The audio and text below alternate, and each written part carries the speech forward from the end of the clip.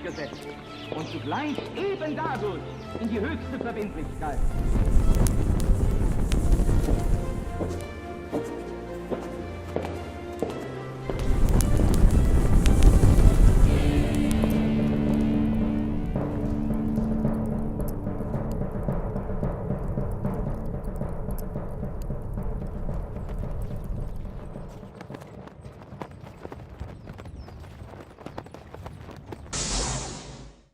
Bienvenidos una vez más a una nueva emisión de La Brújula. Es un honor, un gusto, un placer poder compartir como siempre estas tertulias, estas charlas de café, estos encuentros con ustedes que venimos ya haciendo varios años y que hemos decidido titular La Brújula, este programa que hago con un gran amigo Pablo Javier Dávola, a quien presento y le doy la mano. Muy buenas tardes. ¿Cómo te va? Bueno, muy bien. Encantado de nuevamente reencontrarnos.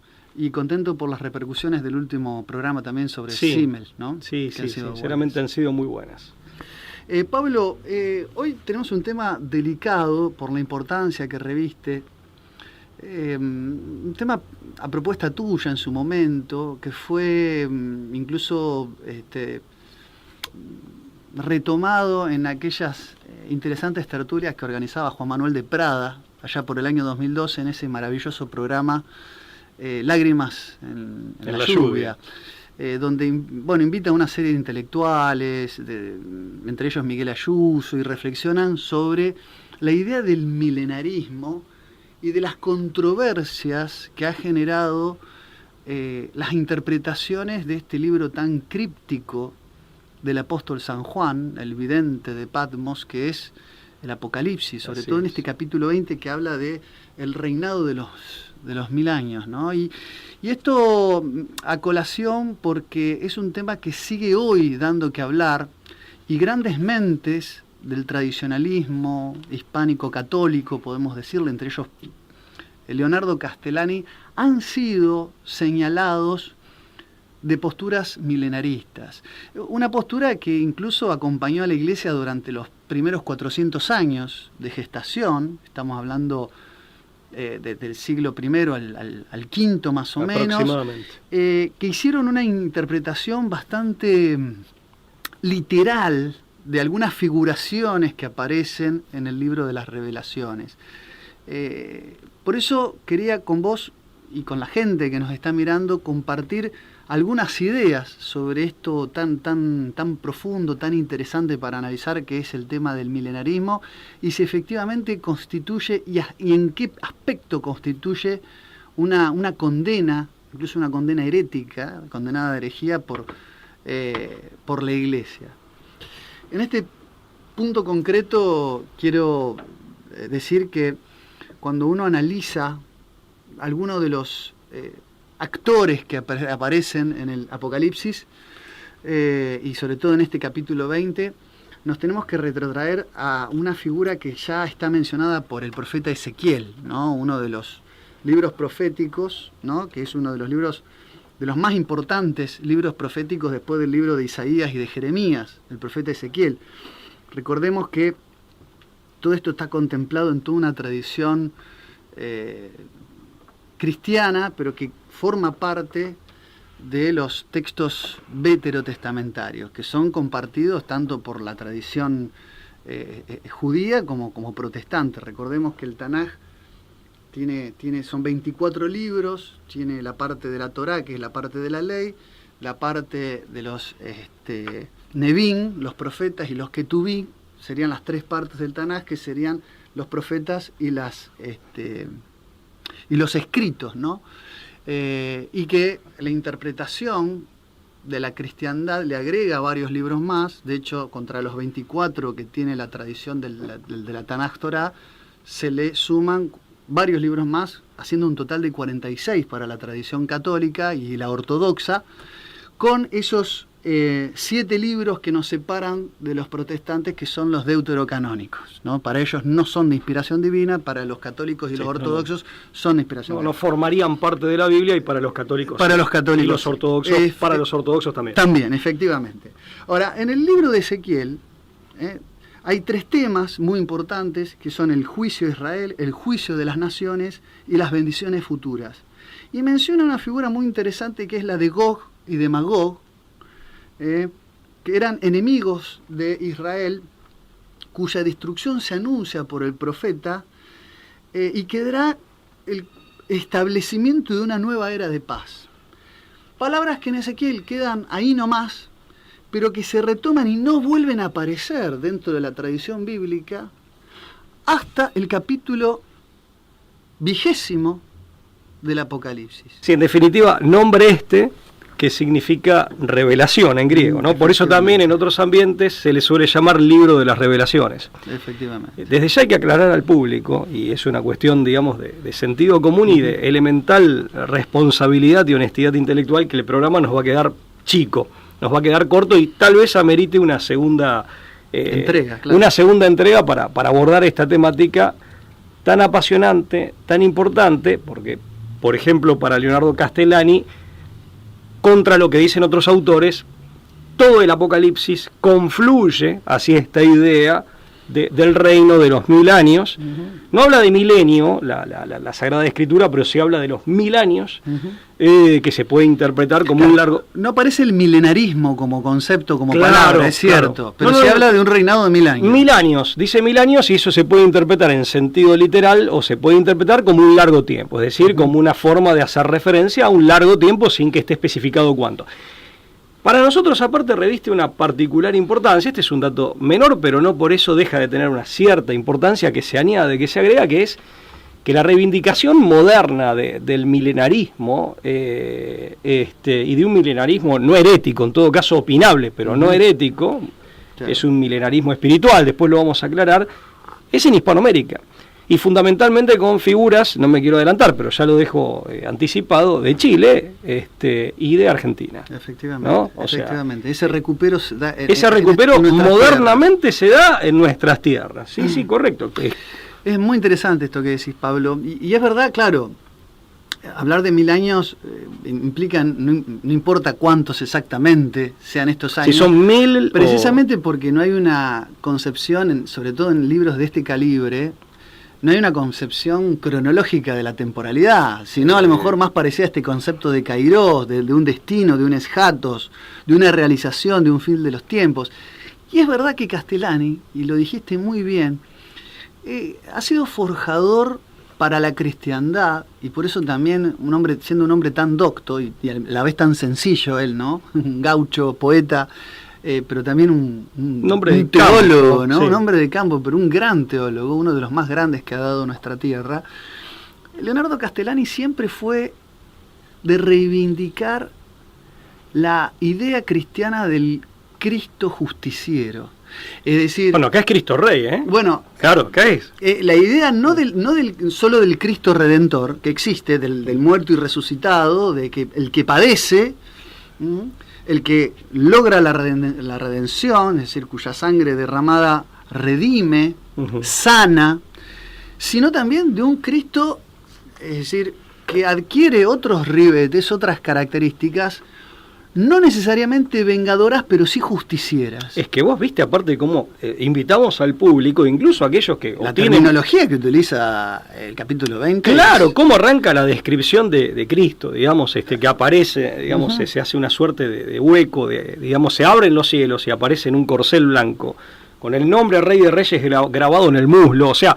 Es una descripción épica, apoteótica. Muy guerrera, ¿no? Sí, muy guerrera. Y es interesante porque en este libro, el Apocalipsis de San Juan, de Leonardo Castellani, él cuando habla del Apocalipsis en general, pero cuando habla puntualmente de este capítulo 20, en definitiva de la octava visión, que digamos que se va desarrollando a través de estos capítulos, en particular del 20, él lo que plantea es que aquí... Esta figura del Cristo Rey, que necesariamente tiene que ver con la justicia, por supuesto, como bien decías vos, viene a complementar la imagen del buen pastor. Y cuando lo leía, me acordaba del tema de los reyes pastores, claro. Que es una figura arquetípica muy antigua. No eran los escitas los que tenían reyes pastores o pastores reyes. Los pastores escitas, que eran pastores guerreros. Claro. Grandes portadores de la armas, región, aparte, ¿no? De la Galilea. Que vivían del pastoreo, sí. Bueno, sí. Acá, entonces, Castellani dice, acá esta figura del Cristo Rey viene a complementar la figura del Cristo Buen Pastor, ¿no? ¿Qué es lo que dice Brillante, es así, efectivamente. Son muchos arquetipos, es verdad, son muchos arquetipos que uno reflexiona. Se encarnan en Cristo. Se encargan. Bueno, ¿qué es lo que dice el capítulo 20? Habla del reino de los 1000 años, efectivamente, pero que libera una interpretación literal, insisto, que es la de la iglesia más primitiva, que tras la derrota del anticristo, los santos martirizados, que no le rindieron ningún tipo de pleitesía a la bestia, es decir, habla de las cabezas que fueron decapitadas por aquellos que no obedecieron a la marca, que no estaban marcados por el en la número frente, por el número de la bestia, ni en sus manos, ni en su frente, dice, y que vendrá Jesucristo a reinar durante un largo periodo. Y dice, un ángel, algunas pequeñas frases, un ángel descenderá del cielo con una llave del abismo y una gran cadena, y prendiendo al dragón, que es el diablo, lo ató por 1000 años. Dice, vi a las almas de los decapitados por la causa del testimonio de Cristo, dice el vidente, porque no lo habían adorado, no habían adorado a la bestia, no habían sido perseguidos por la bestia, o sea, por el anticristo. Habían sido perseguidos por su causa. Dice, y vivieron y reinaron junto a Cristo 1000 años, lo vuelve a repetir, ¿no? Fíjate qué interesante esto. Dice, pero para otros muertos, sino que no vinieron sino hasta cumplir los 1000 años. Habla como de una primera y una segunda resurrección. Solo los santos resucitarán y acompañarán a Cristo en este reinado hasta el fin de los tiempos, en cuyo lapso el diablo permanecerá encadenado. Esta idea también de la contención de lo demoníaco. O sea, que era lo que, catejon, que era lo que había, digamos, lo que había desaparecido, esa contención, ese catejon o catejón, previamente. Efectivamente. O sea, porque se llega, digamos, en un proceso de acumulación del mal que logra, acá, bueno, también hay mucha tela para cortar, pero en ese proceso histórico de ascenso del mal, en donde hay un proceso de acumulación del mal, que logra traducirse en estructuras político-jurídicas, en estructuras sociales, en una suerte de institucionalización, tiene como punto culminante la usurpación de la autoridad. La usurpación de la autoridad que está representada en esta idea, con palabras de esta época, del gobierno mundial, que es una suerte de reinado del anticristo de envergadura universal.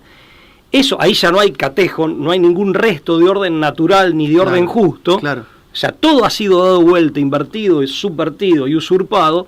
De hecho, es un gran desorden que está consolidado. Yo acá, haciendo una reflexión más política, pensaba, cuando este pensador italiano dice, hablando de hoy en día, del estado de excepción permanente, Giorgio Agamben, italiano, estado de excepción permanente, ¿por qué? Porque en definitiva cuando el desorden se consolida y se presenta como si fuera orden, no le queda más que el engaño, la narcotización y la represión, pero nunca logra estabilidad, por eso siempre está en estado de excepción. Bueno, la guerra psicológica es justificar estados de excepción. Bueno, esto lo vinculó con la realidad política, cuando eso llega a su punto culminante aparecerá el falso profeta que usurpa la autoridad religiosa, el behemoth, digamos, el poder de la tierra, ¿no? En términos simbólicos, y el Leviatán universal que tiene, digamos, una suerte de encabezamiento o de protagonista principal en el anticristo como gobernante universal, como titular de un gobierno mundial. Que aparte es interesante porque cosas que en aquella época parecían inverosímiles, su imagen será vista en todo el planeta al mismo tiempo. Hoy en día es perfectamente factible, lo podés ver acá ya online. O sea, los teólogos de antes se volvían locos y decían, ¿cómo será eso? Bueno, hoy en día es algo que suena mucho más factible. Claro, no se requiere de una sobrenaturalidad. Claro, tal cual. ¿No? Pero bueno, más allá de eso, o sea, porque no sé si quedó en claro para el público, o sea, esta interpretación, el anticristo finalmente va a ser derrotado, va a ser vencido con la segunda venida de Cristo, que es este relato tan portentoso con el que arranca el capítulo 20, en donde incluso es interesante que la lengua de Cristo, en una figura que San Juan esboza, que Castellani dice pictóricamente, no dice complicada, pero como diciendo, la lengua es una espada, claro. Y una espada de dos filos. Claro, es una espada de dos filos que Cristo lanza. Es una imagen muy, muy distinta de lo que estamos acostumbrados a pensar, ¿no? O a imaginar. Sí. Entonces, pasa, digamos, con la derrota, el derrocamiento y la derrota del anticristo y del falso profeta, es decir, los usurpadores del principio de autoridad política y del principio social, temporal y religiosa, y, digamos, el juicio final y el fin de los tiempos. En el medio de esas dos, el milenarismo dice que va a haber 1000 años en la tierra de restauración del orden, claro, y de la verdadera autoridad. Bueno, ahí es donde aparece, esa es la interpretación. Ahí es donde aparece la controversia entre la literalidad o no de esta interpretación, claro, y si esa literalidad llega a la interpretación crasa o carnal, que es lo que ha condenado en su momento la Iglesia. Pero antes, digamos, ¿qué es lo que sucede cuando se cumplen los 1000 años? Dice: cuando los 1000 años se cumplan, Satanás será soltado de su prisión y buscará engañar a las naciones de los 4 ángulos de la tierra. Y vuelve a nombrar, acá aparece, a Gog y a Magog. Nuevamente. A fin de congregarlos a la batalla. Dice, el número de ellos es como la arena en el mar. Es decir, hablamos de un ejército del mal. Y dice, Dios encendió el fuego del cielo y los derrotó. Vos sabés, Pablo, que muchas veces hablo con algunos, tenemos diálogo desde el gibelinismo con muchos, gente que nos sigue, que tienen opiniones más gnósticas o neopaganas, y que muchas veces dicen, no, bueno, pero ustedes son católicos, tu Dios pone la otra mejilla, en cambio el mío es un Dios guerrero, te dicen, esto es Ragnarok, esto es el Ragnarok, claro, es una batalla en el fin de los tiempos. Tiene toda una épica y un sí. Yo los mando a leer esto, y que después nos sentemos a hablar. Dice, de esa batalla, obviamente que Dios sale triunfante, y dice, y se abrieron los libros, entre ellos el libro de la vida. Y solo los que estén inscriptos en el libro de la vida, es decir, la muerte y el demonio serán tirados al fuego, y solo los que estén inscriptos en el libro de la vida serán finalmente resucitados. Al lago de fuego. Al lago de fuego. Donde ya se encuentran desde hace 1000 años o el tiempo que sea el anticristo y, claro, el falso profeta. Por eso también las interpretaciones, eso lo dice bien Castellani, las interpretaciones alegoristas que pretenden ver en esto una mera alegoría, es una de las tantas razones por las cuales Castellani las impugna. Es decir, no, pero para... Claro. En este sentido, digamos, la escritura de San Juan en el Apocalipsis es muy clara. O sea que evidentemente ese lapso, ese periodo tuvo que haberse producido. Una cosa importante, vos decías lo de esa suerte de etos guerrero, ¿no? Que está acá implícita, y bastante explícita, ¿no? Sí, no sé si tan implícito, ¿no? Pero... que impregna todo el relato, eso desde ya. Pero fíjate también, y en este sentido, vos tomaste distancia de las interpretaciones carnales. Eso también está bueno dejarlo aclarado, porque es lo único que en 1944, mediante un decreto del Santo Oficio se condena. Es lo único que realmente ha sido condenado, que es una interpretación, obviamente, sí, mundana, más bien inmanentista, que aparte piensa que Cristo va a bajar y, como decía Castellani en otro texto, no en este, que Cristo va, no sé, a tener un ministro de Agricultura, o sea, no es que Cristo visiblemente no va a gobernar el mundo, ¿no? Claro. Pero va a haber una presencia invisible y hay una restauración del principio de autoridad legítima y del orden natural, que como tal es un orden justo. Claro. La naturaleza humana va a expresarse dentro de lo que permiten los tiempos de la mejor manera posible, y eso es un poco va a ser el telón, digamos, el corolario final de la historia, o sea, lo que preceda al fin de los tiempos, ¿no? Esa es la idea. Hay una cosa muy importante, las interpretaciones milenaristas de esta enseñanza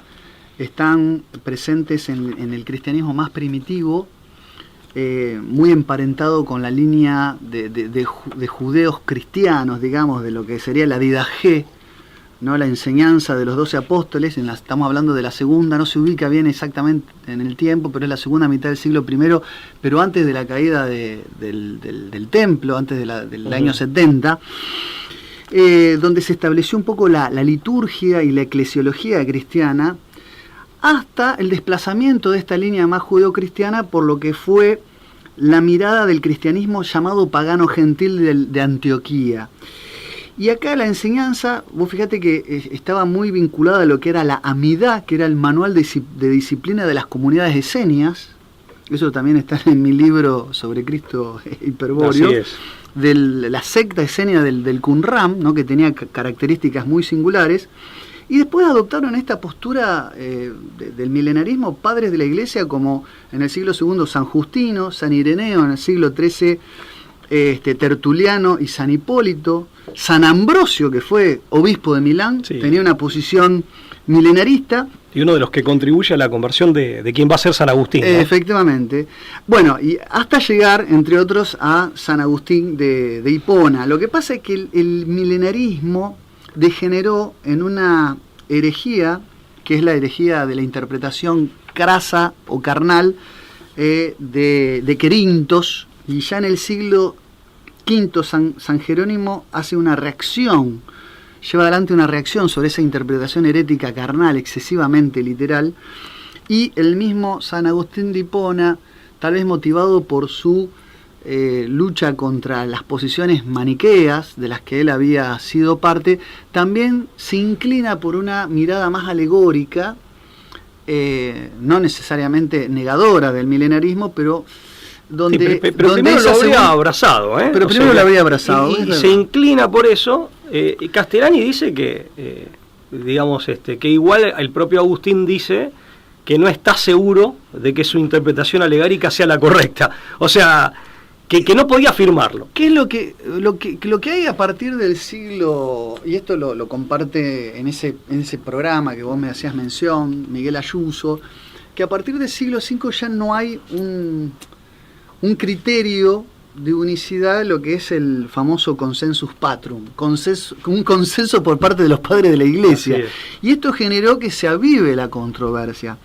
Por eso, incluso ellos llegan a la conclusión, pero lo dicen como una interpretación propia, ¿no? De cosecha propia dentro de lo que es el programa, que Castellani no profundiza más en ese asunto decimonono, donde habla del capítulo 20 del Apocalipsis, quizás motivado por esta condena de 1944, fue sumamente prudente por el hecho de que sabía que había una condena del Santo Oficio sobre las posiciones que fogoneaban el milenarismo. Con lo cual, quiero entender yo que tal vez Castellani no desplegó, quizás de manera,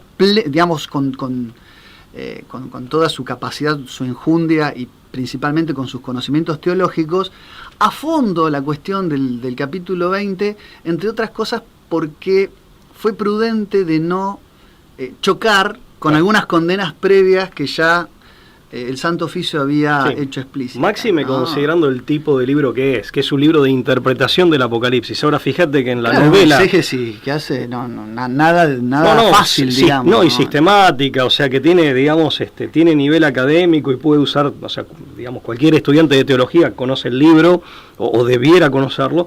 Entonces, en eso es muy prudente, aunque él admite que él abraza la idea del milenarismo, el correcto, el no herético, que es el espiritual, que, tiene que ver con esta restauración del orden justo, del orden natural, del principio de autoridad legítima, de la auténtica autoridad, y con la presencia de Cristo, no visible. Porque en el 41 decía que se negaba la presencia corpórea de Cristo, pero Castellani dice, pero entonces están negando la Eucaristía. Ya en el 44 se extiende la condena, pero dice una presencia no visible, claro. Se condena a eso, pero no la presencia invisible, en el sentido de una profunda, a partir de esa presencia invisible, con toda la gracia que eso significa, una profunda conversión, metanoia de la humanidad o del grueso de la misma, pero que logra salir del fuero interno de cada persona y trasladarse a las instituciones para forjar ese orden justo, que previo al anticristo era lo que quedaba como desmechado con el catejón, eran los restos que iban quedando, y esto sería parte muy superior a lo que se había logrado en otras épocas, como puede ser, por ejemplo, la cristiandad medieval, que en todo caso funciona como tipo del antitipo, es decir, como un mero anticipo a escala. Bueno, eso es muy Castellani, ¿no? Eso sí, es muy es la clave interpretativa de los libros proféticos, claro. Ahora, eso por un lado. Igual quiero distinguir dos carnalismos. El carnalismo, toda carnalización de una idea religiosa, de una idea que en un sentido lato de la expresión es metafísica. Sí. Y encierra una peligrosidad, ¿no? Porque grave, tiene consecuencias gravísimas. Ya, de hecho, todo mesianismo carnalizado normalmente, bueno, termina en un falso mesianismo. Claro, en falsos mesianismos que aparte históricamente protagonizan grandes desgracias para propios y para ajenos. O sea, sí, en ese sentido hay que tener mucho cuidado. Pero también es verdad que tampoco se puede alegorizar. Por ejemplo, para San Juan era desconocido el género, la figura retórica de la alegoría, que es propia de la cultura grecolatina. Claro, no era algo que San Juan podía utilizar como una herramienta expresiva, no teniendo el bagaje cultural para hacer uso de esa herramienta. Claro, la alegoría era propia de la cultura grecolatina, como metáfora, si se quiere. Pero además, sabemos que las reglas de interpretación, digamos, de exégesis bíblica siempre parten de la literalidad, no la excluyen, pero incluso el género profético se apoya en la literalidad. Pero, o sea... sí, lo que decís es maravilloso, y hago este paréntesis. Una de las cosas que plantea Castellani en favor, ¿no?, de la exposición milenarista, una es esa, de que negar la carnalidad, la corporeidad, como apareció mencionada en su meme, en la condena del 41, ponía también en jaque la idea de el cuerpo y la sangre, ¿no?, en el sacramento eucarístico. Pero además, es decir, que él anticipa un problema.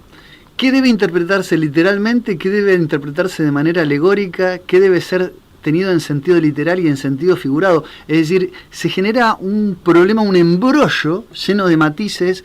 ¿Y cuál es el criterio de selectividad? ¿Qué pasajes deben ser interpretados de manera más o menos literal? Y además, digamos, no sería un libro de las revelaciones si esto no se tomara. Parte dice...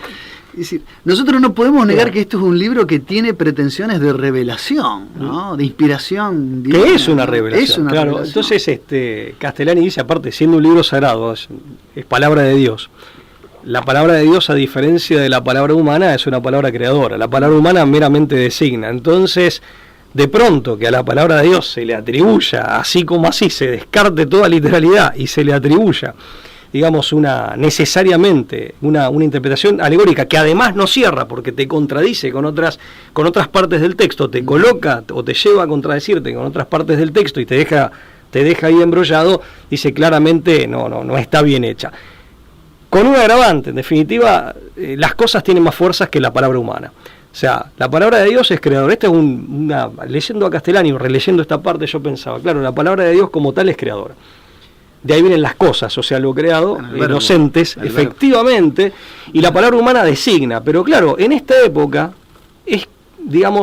responde al signo de nuestra época que sea al revés. Nosotros endiosamos la palabra humana, le damos un lugar que no tiene, muy superior al que tiene, como si la palabra humana fuera creadora. Ya la palabra divina. No, y desconocemos las cosas, porque de hecho está toda esta idea de percibir y poner la propia percepción y cómo yo la menciono, y quiero que la demás la mencionen por encima de lo que la cosa es, y obviamente ya la palabra divina queda como... O sea, es como exactamente al revés. Esa línea, digamos, de palabra de Dios, palabra humana, cosa creada y palabra humana que designa, queda completamente invertida. Pero queda también y dando lugar a razonamientos que son por momentos delirantes, ¿no? Porque se divorcian de la realidad.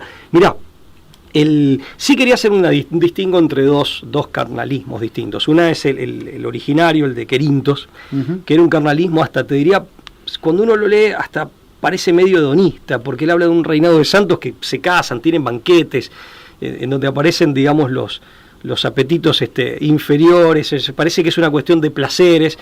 Ahí hay un carnalismo, de tipo, por eso hasta me atrevo a decir hedonístico, y después está el otro carnalismo que lo imagina a Cristo, gobernando físicamente él, como decía Castellani, con un ministro de Agricultura, con una Corte Suprema. Bueno, los dos carnalismos, en definitiva, el otro es más moderno, han sido condenados como ideas falsas, los dos son carnalismos. Y el carnalismo, ¿cuál es el problema que trae, básicamente, amén de sus graves consecuencias en la práctica? Que trata de explicar, o sea, lo que hace el carnalismo es aquello que es más espiritual, lo que hace es bajarlo al plano de la materia, cuando en rigor de verdad el proceso que hay que hacer es exactamente a la inversa. Claro. Es elevar lo material, sublimarlo en lo espiritual, ¿no? Claro. O transfigurarlo En todo caso, la literalidad que hay que darle, ¿no?, a este matiz interpretativo, a esta exégesis, tendría que ser esto que vos decís, es que en realidad todo este mundo material de la creación se elevaría a otro nivel. Hay una jerarquía ontológica que el carnalismo invierte, diviniza la materia. Efectivamente, y no reducir a la mera historicidad temporal. O diviniza la historia. Efectivamente, en todo caso se da en cumplimiento, por eso yo hablaba de la idea de tiempo como kairos y no como cronos, pero claro, lo que hacen las posiciones heréticas es casi hasta quitarle todo contenido metafísico, que es justamente lo que el capítulo lo alto 20... lo bajan en vez de subir, digamos, por establecer esta metáfora de lo alto y lo bajo.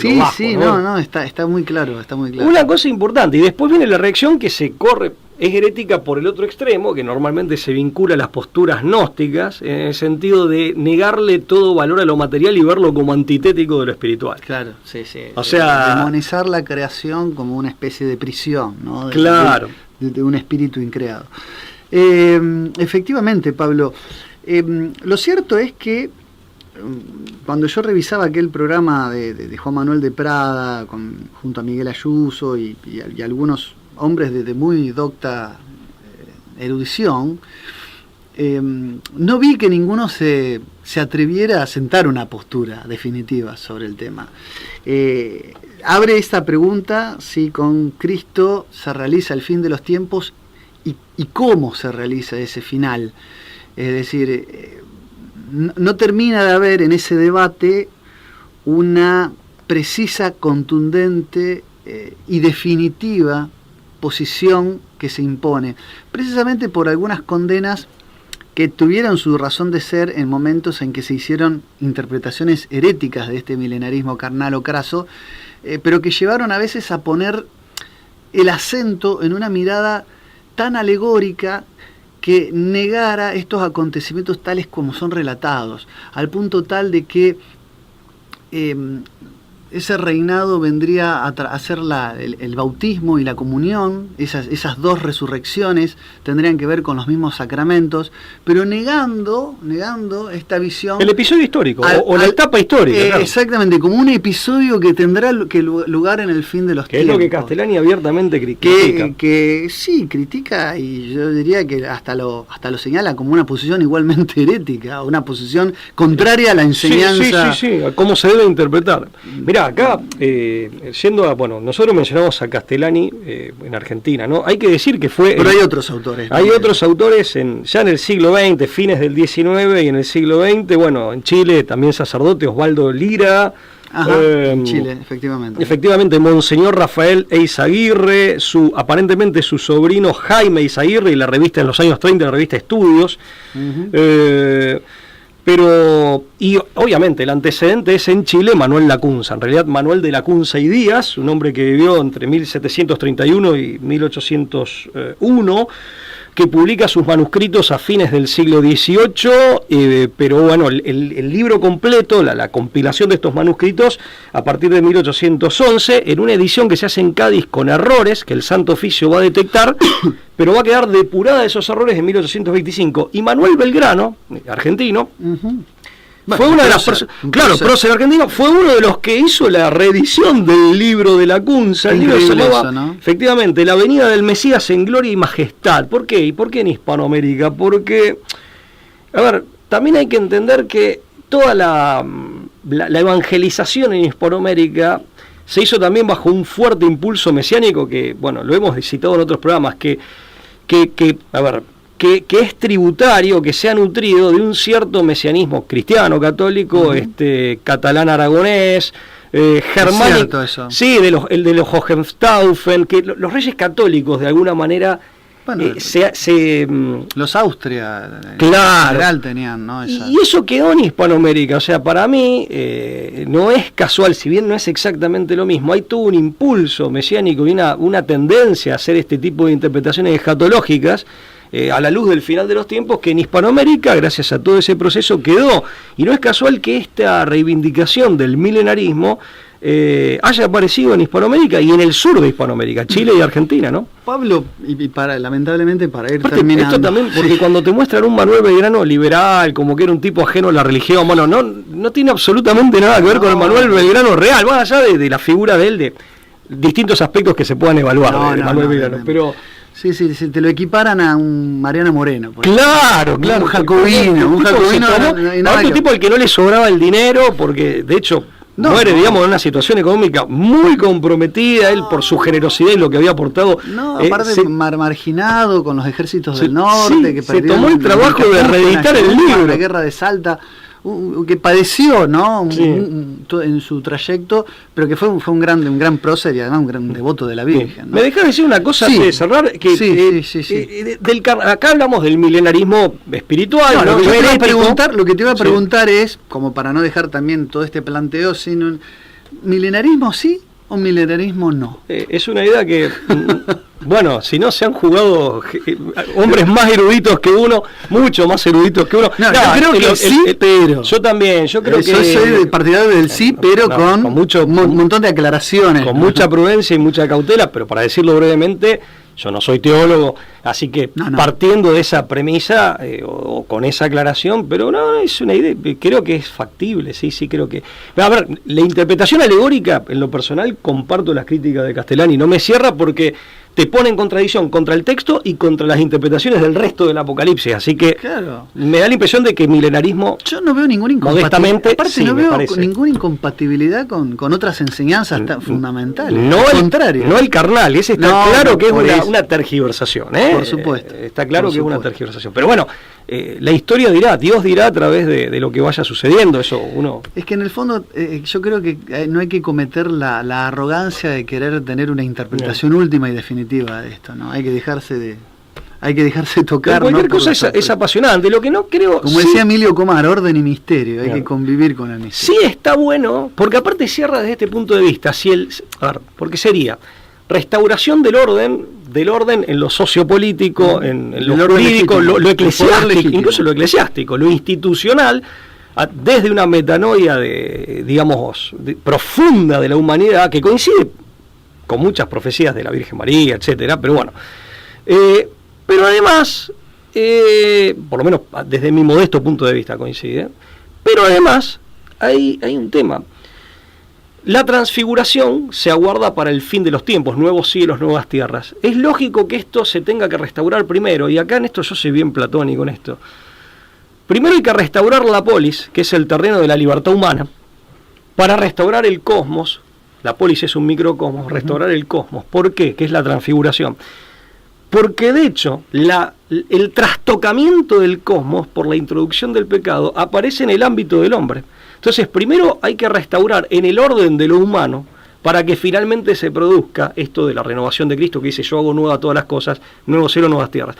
La restauración del cosmos vendrá con la restauración del nomos. El anticristo es el anomos, anomia, que es el que genera la anomia, pero la peor de las anomias, que es, porque para evitar la tentación leviatánica, que es el desorden que se presenta como orden, que es orden represivo, puramente represivo. Claro, no. Es el desorden consolidado. No es un orden legítimo ese. Claro.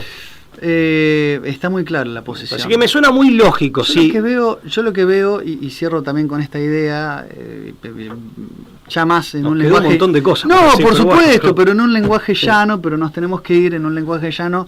Yo creo que el milenarismo, lo que realiza el milenarismo con plenitud, es poder ser testigos de un Cristo triunfante. Es decir, por supuesto que con su segunda venida se termina la historia, se terminan los tiempos, pero no nos vamos a quedar con las ganas de verlo triunfante, sino que va a haber un estado de gozo, de orden y de plenitud liderado en ese proceso por la figura de Cristo. Eso es lo que yo creo que invita a pensar Castellani permanentemente, con esto de decir que el cristianismo no se queda en el Cristo de la redención, sino que va más allá, y nosotros tenemos que bregar por el Cristo de la justicia, el Cristo justiciero, ¿no? El Cristo Rey, el Cristo que realmente reina por 1000 años, un reinado próspero. Bueno, venga a nosotros tu reino. Efectivamente. Finalmente llega la cuestión Pablo, del cielo, dos anuncios tenemos que hacer muy brevemente. ¿Los haces vos o los hago yo? Yo hago uno y vos haces el otro. Es salomónico. Muy salomónico mi criterio de justicia, no es el que deberíamos. Pero no, quería simplemente decirle, hay muchos seguidores que nos dicen cómo podemos ayudarlos, cómo podemos apoyar, cómo podemos contribuir. En la página de nuestro canal de YouTube, que nosotros repetimos luego a posteriori del estreno del programa por Conclusión, gracias a Conclusión TV, en el zócalo, y ahora vamos a poner la imagen en pantalla, en el zócalo superior del lado derecho tienen el icono de Patreon. Bueno, necesitamos su mecenazgo. Háganse una cuenta de Patreon y pueden donar con $3 que ustedes, en cualquier parte del mundo, tenemos mucha gente de Europa, de distintos lugares de Iberoamérica, Estados Unidos. Con un pequeño aporte mensual nosotros vamos a seguir creciendo y vamos a seguir brindando más, incluso hasta podemos y estamos pensando en hacer contenido especial y exclusivo para los suscriptores y para los patrocinadores. Y eso para nosotros sería muy importante. Para ustedes es una pequeña ayuda, pero en el conjunto, sí, para nosotros es realmente marca una diferencia. Y eso sería una forma muy importante. Y dentro de la Argentina vamos a publicar un CBU como para que en el Zócalo, para que podamos el programa, sí, la edición del programa. Si alguien quiere contribuir a que sigamos realizando, valoraremos muchísimo esa generosidad, porque ustedes saben, no son tiempos fáciles en Argentina y la brújula siempre se ha sostenido y se seguirá sosteniendo también con el esfuerzo de nuestro trabajo, de Lucas y el mío propio, pero bueno, lógicamente esas colaboraciones son bienvenidas y desde luego con el compromiso de crecer. Quiero agradecerle, hablando de colaboraciones, a Emanuel de Córdoba, que se ha comportado muy generosamente y ha sido casi providencial, ¿no? Que lo viéramos y nos lo encontráramos y se ha comportado con muchísima, digamos, ha hecho una colaboración también por iniciativa propia, sin que nadie le pidiera nada, simplemente, o sea, la verdad, un acto de generosidad que queremos agradecer muchísimo, o sea, nos ha gratificado mucho.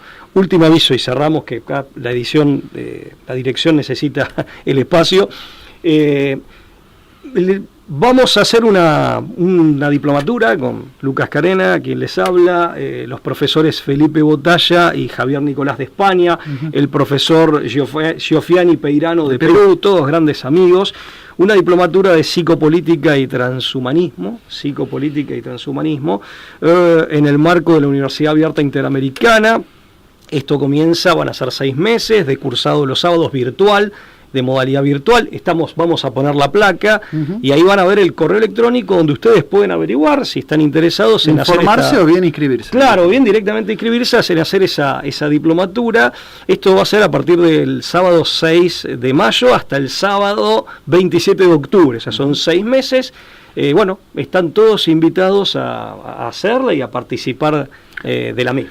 En el marco de una universidad y con entrega de título, sí, del diploma, correspondiente al cursado de la diplomatura, por supuesto que sí, está debidamente formalizado. Importante aclarar. Muy bien. Pablo, ha sido un gusto, como siempre. Nos tenemos que ir. A ustedes les pido... Y gracias a Conclusión TV. Efectivamente, les pido que nos sigan, que se suscriban. Y a la Virgen de Schoenstatt. Y a la Virgen de Schoenstatt, a quien no mencionamos, siendo que hoy hicimos un programa muy escatológico. Sí, así es. Gracias por estar siempre del otro lado. Será hasta la próxima.